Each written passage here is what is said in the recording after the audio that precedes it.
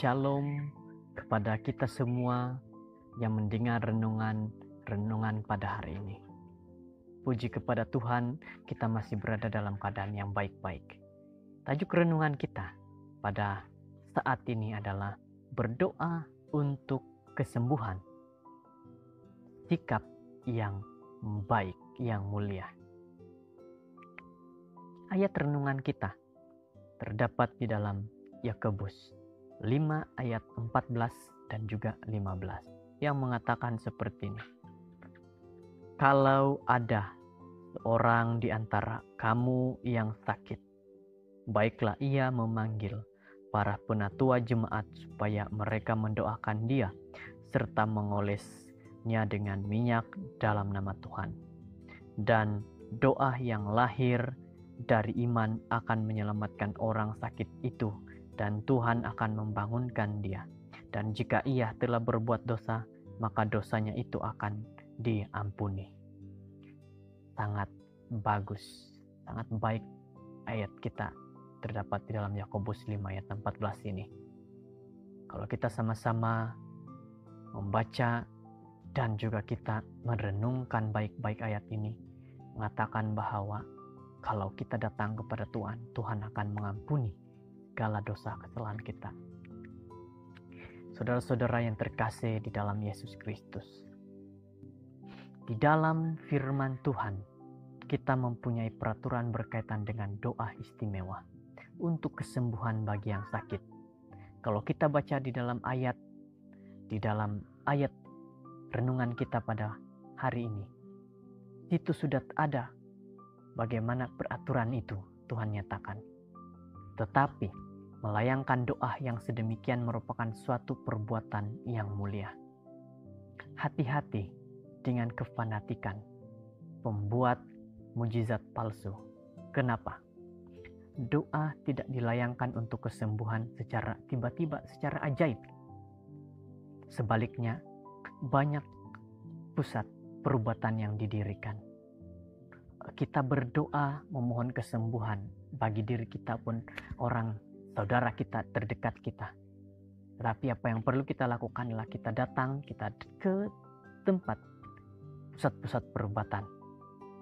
Tuhan menggunakan agennya bekerja dalam kesembuhan, hospital, pusat perubatan, klinik. Ini semua adalah Tuhan yang sudah memberikan mereka kebijaksanaan. Maka Tuhan ingin supaya kita juga datang kepada mereka, karena mereka sudah Tuhan berkati dengan kebijaksanaan. Seperti yang tertulis di dalam Matius 7 ayat 21-23. Bukan setiap orang yang berseru kepadaku, Tuhan, Tuhan, akan masuk ke dalam kerajaan surga, melainkan dia yang hendak melakukan kehendak Bapa-Ku di surga. Pada hari terakhir, banyak orang akan berseru kepadaku, Tuhan, Tuhan, bukankah kami bernubuat demi nama-Mu dan mengusir setan demi nama-Mu dan mengadakan banyak mujizat demi nama-Mu juga? Pada waktu itulah aku akan berterus terang kepada mereka dan berkata, aku tidak pernah mengenal kamu. Enyahlah daripadaku, kamu sekalian pembuat kejahatan. Nah, saudara-saudara boleh buka ini dalam Alkitab saudara-saudara, Matius 7 ayat 21 sehingga 23. Kita berdoa bagi mereka yang sakit, memohon kepada Tuhan agar Tuhan campur tangan, dan ingat satu perkara ini. Hormati Tuhan saat kita melayangkan doa. Jangan sampai kita berdoa dengan menunjuk-nunjuk akan diri kita bahwa kita hebat dalam berdoa dan boleh memberi kesembuhan. Kita lupa Tuhan yang harus diutamakan. Tuhan adalah sumber kesembuhan. Dia mahu manusia yang sakit agar tetap kembali sembuh. Yang sakit dikatakan bahwa harus mencari kesembuhan, datang berjumpa dengan dokter agar tahu bagaimana cara menyembuhkan. Bukannya berjumpa dengan yang dikatakan bomo, orang pintar, yang menganggap mereka pintar, sebenarnya mereka bukanlah yang pintar dalam segi penyembuhan. Hati-hati, Tuhan sudah menyediakan agennya yang benar-benar Tuhan percaya.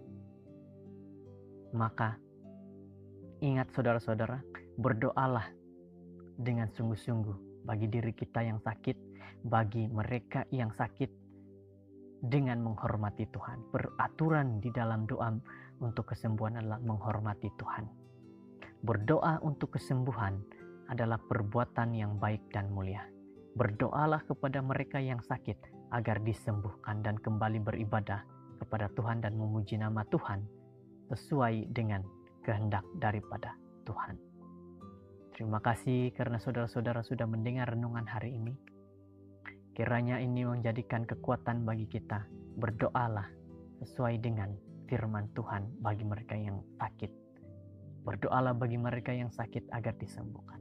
Puji kepada Tuhan karena kita sudah mendengar renungan yang baik pada hari ini. Tuhan memberkati.